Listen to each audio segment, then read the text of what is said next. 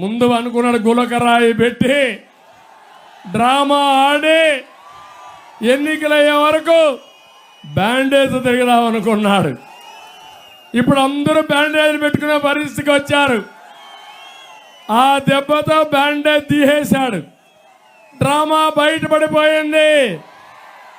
గాయం కనపడిందా తమ్ముళ్ళో? మీకు కనపడిందా?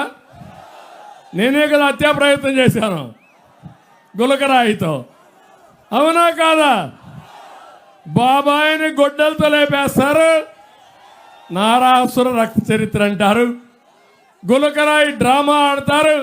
నేనే గులకరాయితో, కనపడిని గులకరాయితో హత్యా ప్రయత్నం చేశానంటారు. మూడోది కోడి కత్తితో డ్రామా ఆడతారు.